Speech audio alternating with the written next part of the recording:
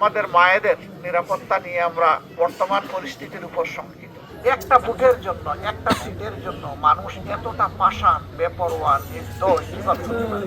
আমরা দীর্ঘদিন আমাদের অধিকার থেকে বঞ্চিত ছিলাম, মজলুম ছিলাম, সারা জাতি, শুধু জামাতে ইসলামী না, জামাতে একটু বেশি ছিল, এর সাক্ষী আপনারা।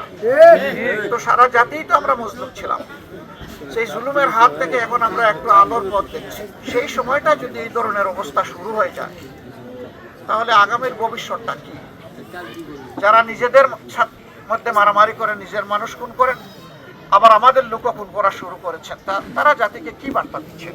যে আগামীতে তারা যদি কোনো কায়দায় এই জাতির নেতৃত্বে চলে আসে, তাহলে এই জাতিকে তারা শান্তি দিবে না। আবার খুনের রাজনীতি, আবার ছুপ ছুপ রক্ত আর খাড়ি খাড়ি লাশ সারা বাংলাদেশ পাবে। আপনারা কি এটা চান?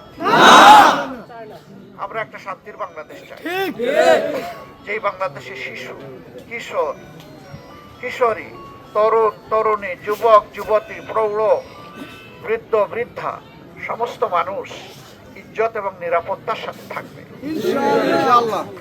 বিশেষ করে আমাদের মায়েদের নিরাপত্তা নিয়ে আমরা বর্তমান পরিস্থিতির উপর শঙ্কিত। এই নির্মম আঘাতটা যারা করলো, তারা একটাবার চিন্তা করলো না, আমরাও মানুষ, এরাও মানুষ। তারও বাবা আছেন, মা আছেন, তারও স্ত্রী আছে, পুত্র কন্যা আছে। ভবিষ্যৎ হোক নিরাপদ, বিনিয়োগ হোক বিশ্বস্ত, আর আমার পছন্দ সল্ট বে। ওয়েলকাম টু সল্ট বে। আমাদের ঘরে ওই রকম আছে। আমি যার উপরে এই আক্রমণটা করছি, সে যদি দুনিয়া থেকে চলে যায়, তাহলে এই পরিবারটা কি হবে? একটা ভোটের জন্য, একটা সিটের জন্য মানুষ এতটা পাষাণ, বেপরোয়া, নির্দোষ কিভাবে হতে পারে?